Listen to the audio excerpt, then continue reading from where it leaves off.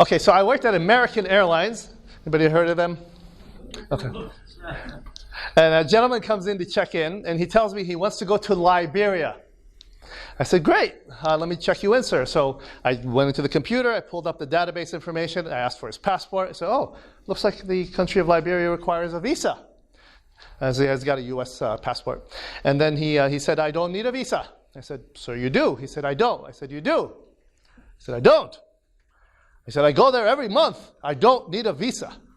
I said, sir, the International Database of Passports says if you hold an American passport, you cannot enter the country of Liberia without a visa. He said, I'm not going to the country of Liberia. I'm going to Liberia and Costa Rica. Oh, yeah, that would help if you clarify that. So I went ahead and processed him. No, he didn't need a visa to do that since he was an American citizen. But here's the problem. We were using the same terminology with a different reference point, with a different dictionary. And this is one of the classic problems in contemporary culture in dealing with religious issues and spiritual issues, and with cults as well. They use the same terminology you're using with a vastly different reference point. So the vast majority of people, and I'm getting guys around 90 to 95%, that tell me I do not believe in your God or your Christianity, which happens to me a lot at the college where I teach, very secular college. I'll ask a simple question. Tell me about the God you don't believe in. Tell me about the Christianity you reject. And I'm not kidding you. The vast majority of them give me an answer that I would also reject. I reject that God too. I reject that Christianity too. This is called a caricature.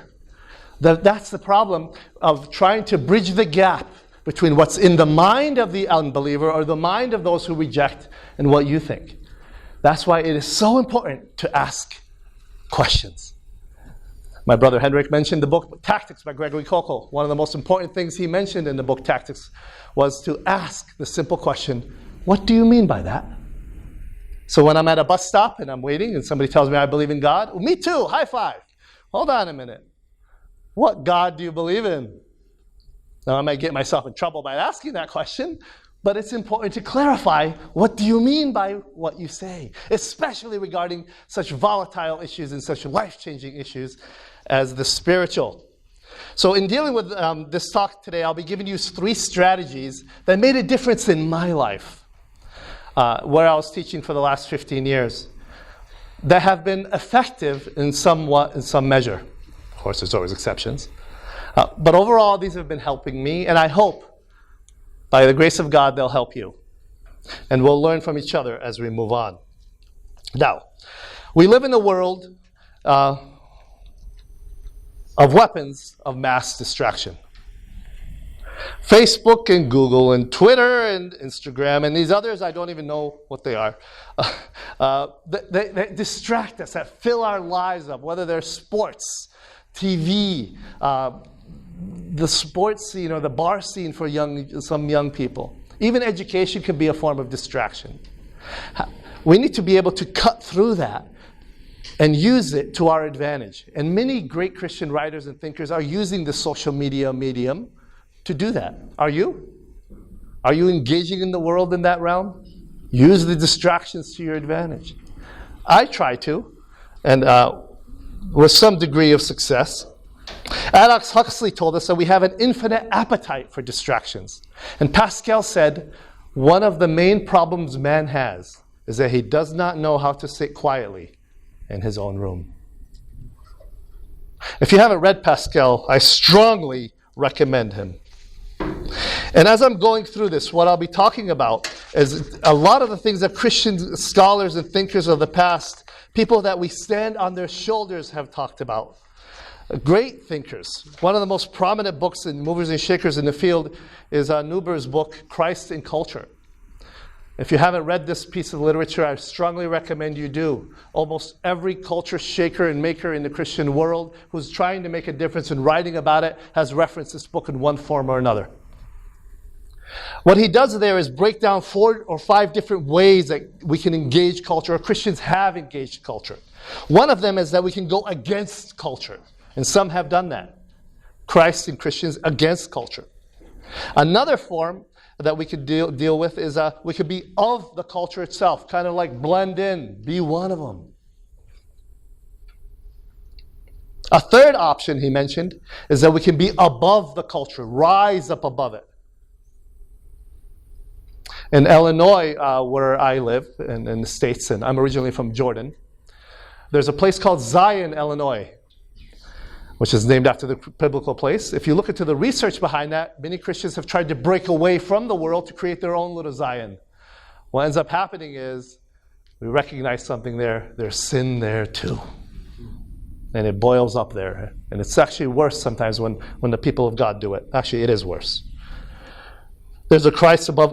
Then there's number 4, the Christ in culture and paradox. So we're constantly in flux, constantly at war with each other, but we're with each other. And number 5 that Nuber talks about is that Christ can be the transformer of culture. And this is the one the vast majority of evangelicals has taken on board. There are always exceptions of pockets of us who want to break away and leave the world. Sometimes I feel that way. And sometimes I just want to be part of it. So there's a flux. But overall, the Christ, the transformer of culture, seems to be the big move of what we're going to do. Transform, baptize the culture. A book that picked up after that by D.A. Carson is Christ in Culture Revisited, which I recommend to you. And he takes his work and adds more to it and makes it more contemporary. For those of you who do not have English as your primary language, if I am going too quick, just simply raise a little bit of your hand and let me know, and I'll slow down a little bit. One of my favorites is Os Guinness and his work. He's definitely a culture shaker, culture maker in his own right. It's full stock. This book revolutionized my apologetic. It really made me think deeper about how to do it and to do it better. So I strongly recommend that to you in his work. What's a talk about engaging the culture for Christ without talking about what Christ actually said about it? So you've been told, and I've been told, that we are to be in the world, but not of the world. Have you heard that? Be in the world, but not of the world. What on earth does that mean? I'm in the world. How am I not of it? How do I divide the two? I'm working with them. I'm eating with them. I'm laughing at their jokes. Sometimes. But I'm there. So one of the keys is to actually read the passage. As the Father has sent me, so I send you. Christ said in John 20. This is also referenced in John 17 in the high priestly prayer, where Christ says, though as the Father has given me the ability to engage the world, so I give it to you, or I ask you. He sent me into the world, so I send you. So we're to be sent into the world. Yes, we're not the same as the world, but we're in it in one sense. In another sense, we are. We're humans. We all put on our pants the same way. We dress, we engage with each other. So we're called to go into the world to make the difference. See yourself as a change agent for God, an ambassador for Him. Whatever you do reflects upon Him.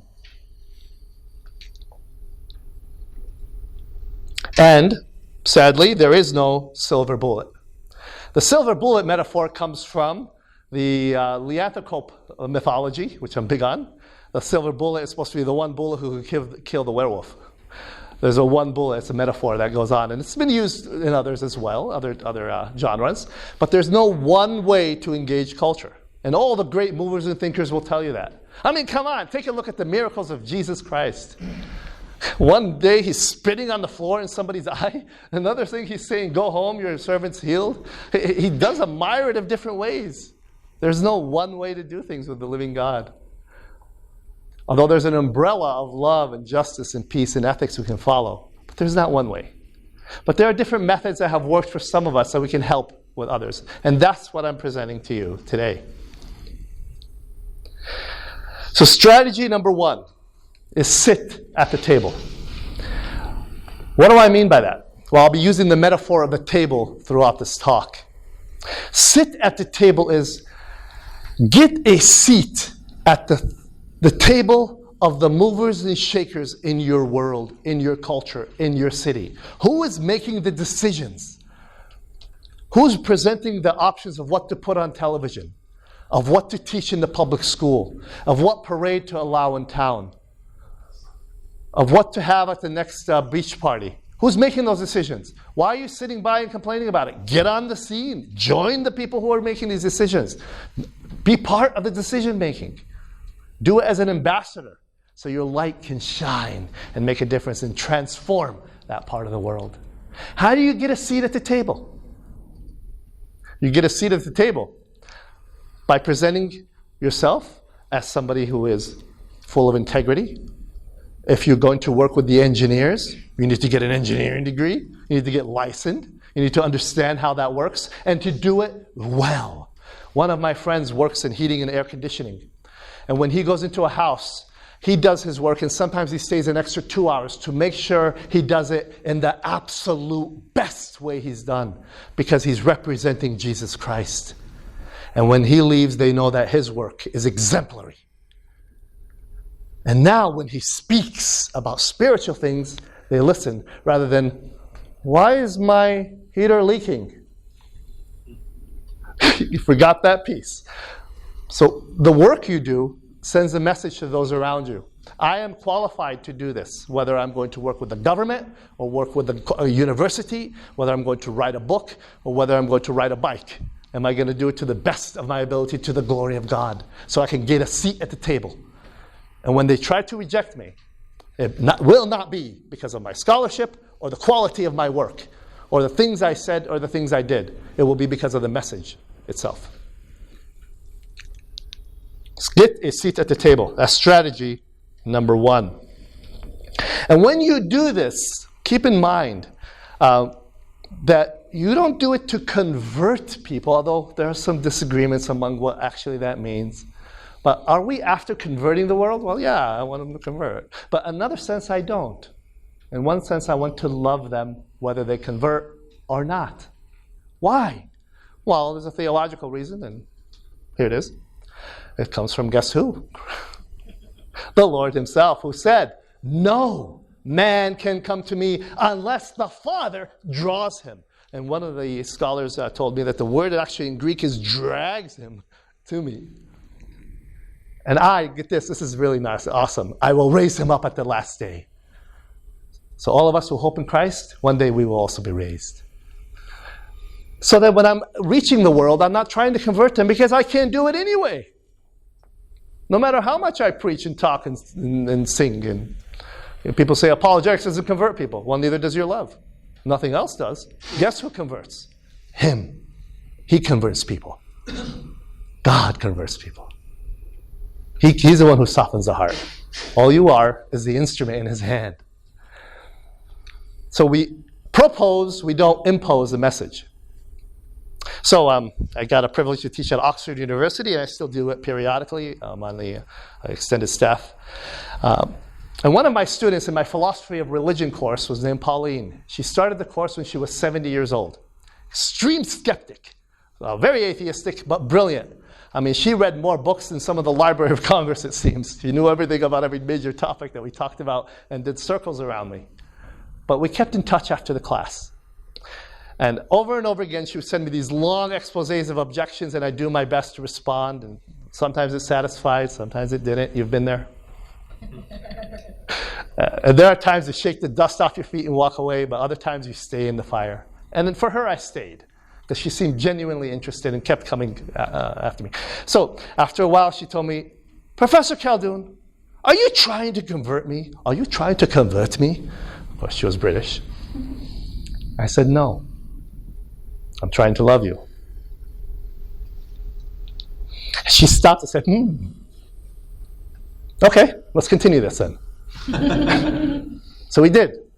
And at the age of 75, she calls me up 5 years later after constant conversations in Manchester, England, that she's getting baptized. Are you serious? I almost dropped the phone. She said, yes, I'm joining your community. I cannot ignore the man of the cross any longer. And here's a picture of Pauline. She's no longer my friend, she's my sister. Well, my friend too. Okay. So, with that said, sit at the table means part of it is loving your enemy, loving the people around you. Now, what do I mean by enemy? So I threw that word out. Is the other side the enemy? Who is the enemy? Well, the answer may surprise you, or those of you who are philosophically astute, it won't.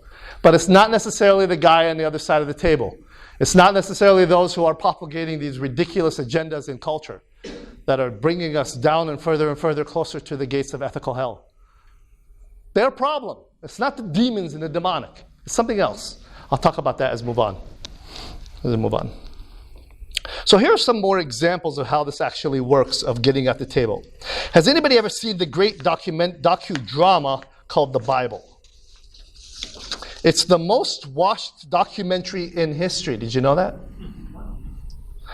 Here's the story of it. Mark Burnett and Roma Downey were actually the producers of a show called The Celebrity Apprentice, which made Donald Trump famous. So we won't go there for now. We asked to invest, they were asked to create a film that would debunk the Bible. So they spent their time making a film that did the exact opposite. Because of the quality of their work, the producers let it go.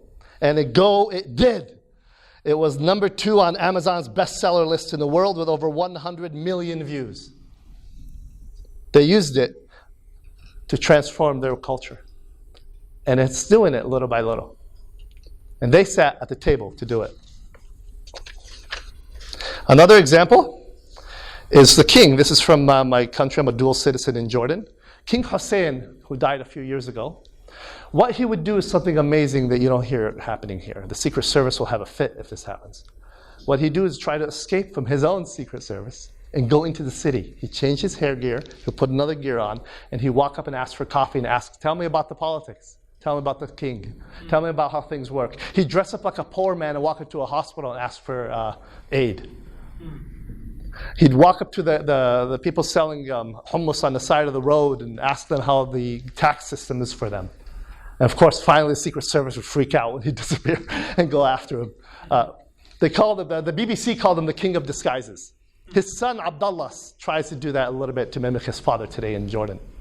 And there are stories of him as well. King Abdullah and his family have been good to the people. They are Muslims, but they've been good to the people. Unlike the neighboring countries of Iraq, Libya, Syria, Egypt, etc. So Jordan is pretty stable. But I would call what he's doing incarnational orthopraxy. Incarnational orthopraxy, where he's bringing in incarnation what he believes in his being to the people. Isn't that what Christ did? He walked among us. He bled among us. Are you being part of the world in that way? That's just an example from somebody who doesn't necessarily share our worldview. And another example. So I'm giving a talk here on the superheroes. Yes, I get to use my childhood fantasies in my scholarship. Is that great?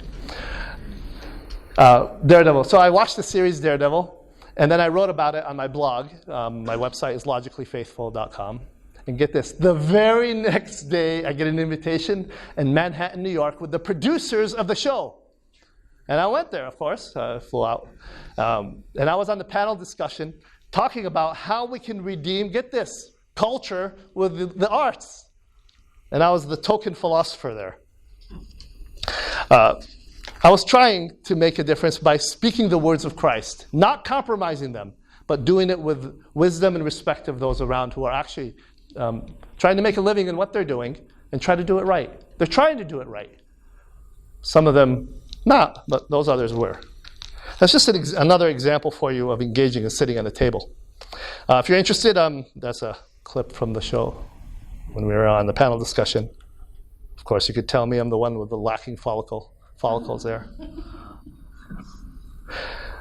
I'm giving the talk on the superheroes 2 more times at 10:15 tomorrow in room 3-5 and 4:15 in room 4-4. If you're interested in that genre. Okay, let's move on. Strategy number 2, inquire. Strategy number 1 was engage, which is sit at the table. Strategy number 2 is inquire, which is ask the important questions. And as you do that, you're getting into something called the blind spots. Now, a blind spot is the blind spot. How many of you are drivers? Okay. So there's a spot that you cannot see. when you're driving. It's called the blind spot. So, and there's also a spot that you can't see. Those of you who are married know what I'm talking about because they all see them. The wife always sees it. Sees it very well. The blind spot is what you cannot see. So there are things in our culture that they cannot see. And it's our job, one of the things we can do as thinkers, movers and shakers, is to point these out. What do I mean by these? For example, some of my ethical and skeptical friends will tell me, we don't tolerate your contradictions in your Bible and in the church. So, okay, let's break that down. Instead of engaging what those are, which there's an avenue and a time for that, what we could do is turn the table. And this is part of the metaphor I'm giving you. Turn the table. You say there are no absolutes, my friends. That's correct. Everything is relative. Okay, then why does a woman have an absolute right to an abortion? There are no absolutes. That's right. Then why should we treat LGBT, gay, and lesbian people with respect? Absolutely. We should not be invading other countries and taking their oil. You mean that's objectively wrong? After all, in our culture, we thought it's okay. Oh, there's something wrong with that. Objectively, right? Do you not see that you also live in some type of contradiction, my friend? Let's turn the table and show them their own contradictions. And that usually would help in that realm. We allow all points of view, do you? Including biblical views of sexuality to be taught in the college and university? I just did a panel discussion on homosexuality a few years ago. I do many panel discussions. That was the only one they shut down because I'm being intolerant. I wasn't being intolerant. But anyway, it's fascinating. The tolerant question is coming from those who are most tolerant, but I won't go there. You've heard that enough. But that was interesting to me, and I wrote so many angry letters, guys, to the staff and the people who were asking for my resignation, and I didn't send one. I ended up deleting them all.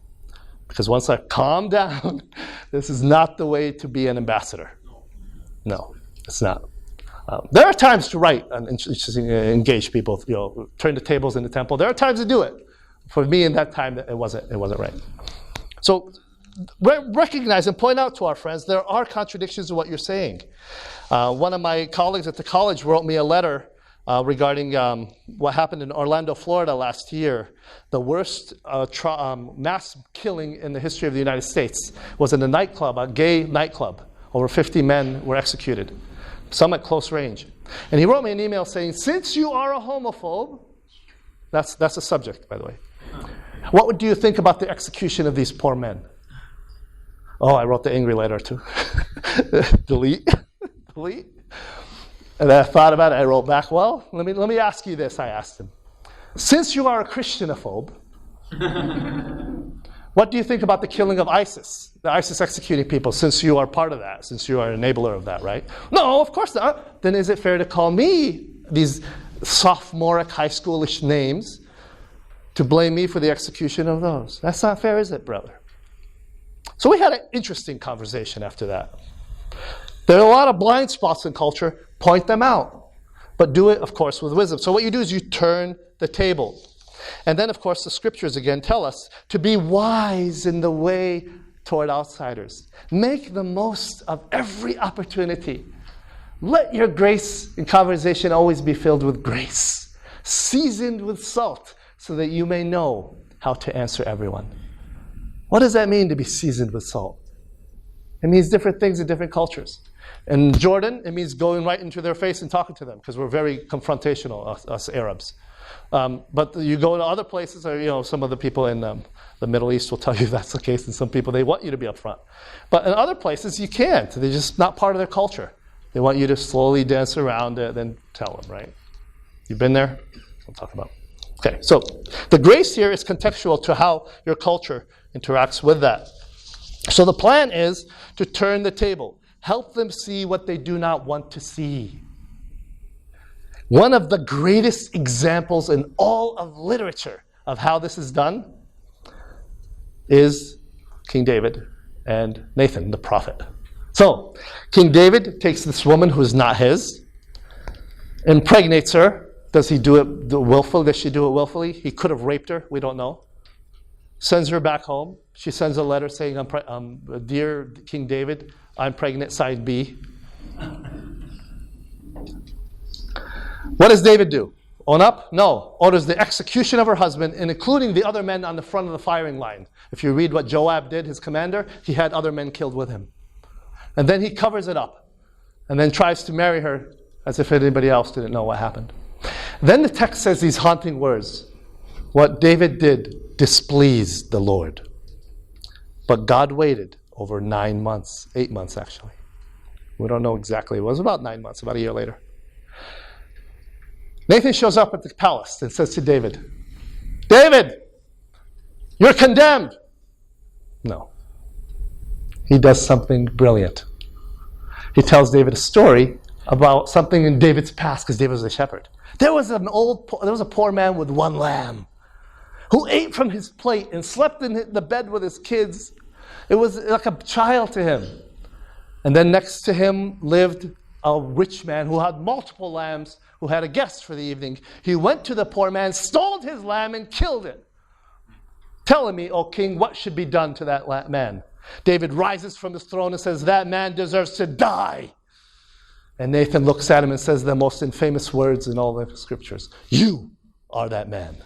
God gave you multiple wives. He gave you the whole kingdom, David. And if it wasn't enough, he would have given you more. You took Uriah's wife as your own and slayed him. Because of what you've done, the child born from her will die. David falls on his face and says, what I have done, I have sinned against God. But get this, Nathan did not condemn him. David condemned himself. What Nathan did is he turned the table.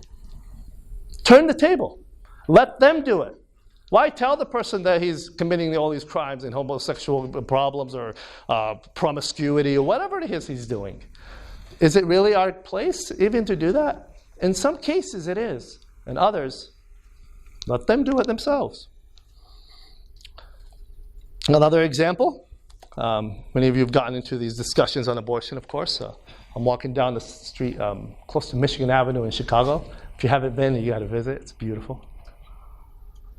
A young lady comes up to me as I'm wandering around the streets waiting for my wife to finish her nails. Trying to make myself worthy somewhere. A girl comes up to me with a pad and says, would you sign this pad? So what's this?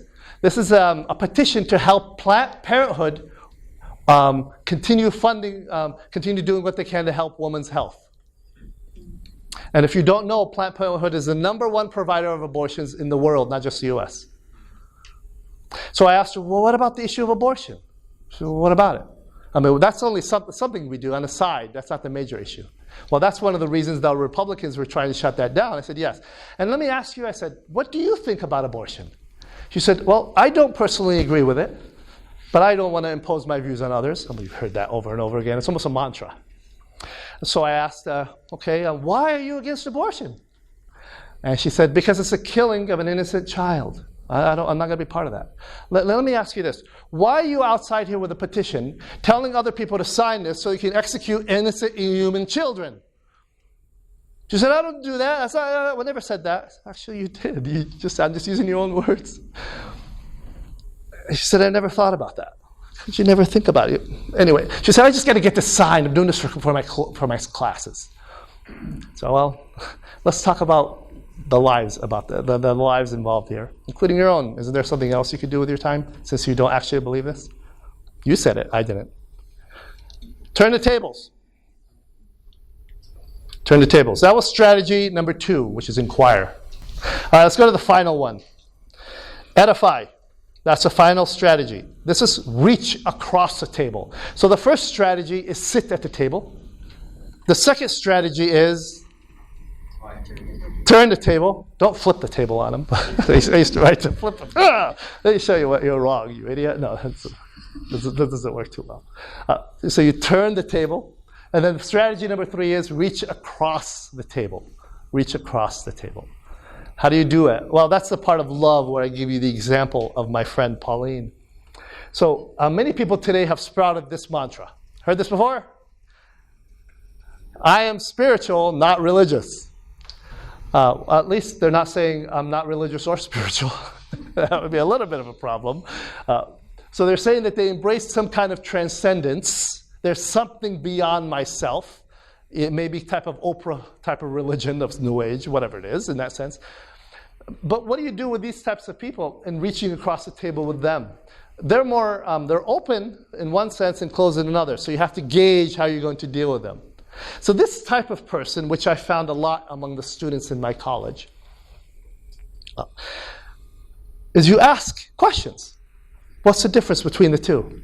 And the more spiritual you are, don't you start creating your own system and creating your own religion? After a while, it does. And you also find with this, is you ask the questions I ask, is the following. Tell me, what's keeping you morally and spiritually accountable? How do you recognize and know when you're going off the charts? Because the spiritual world could be a dangerous place. You may be going into very dark waters. There are also dark forces out there. Do you agree? So yeah. And one of the questions I ask is, what is your spiritual compass? What do you mean? Well, how do you know what you're following is actually true and right and good, rather than manipulation of others that are feeding that to you through subculture and pop culture? Do you have a compass? Not really. Well, what's your compass, sir? Well, my compass. Well, let me tell you about my compass. And I point that out, and the conversation ensues. And I think that's helpful in engaging people in that realm. If anybody's seen the most recent research on the issue of those who are leaving the church, have you seen that propagated over and over in different ways? The question is why? Is there any good data? I'm always wondering if people are exaggerating the data, because we exaggerate data. Many of us do. And you've heard the talk. There are statistics, good statistics, bad statistics, and what's the last one? Lies, more lies, and then there are statistics. And then ding statistics, or ding whatever it is. The problem is with statistics is how do we gauge them properly? Well, I've done some research with some of my colleagues on this. The General Social Survey is a great major resource. The University of Chicago's National Opinion Research Council, consisting of research of over 60,000 students. The National Religious Landscape Study, which was conducted by the Pew Research organization, very reputable organizations. And finally, the National Study of Youth Religion, conducted by the University of Carolina, Chapel Hill. They have concluded the following.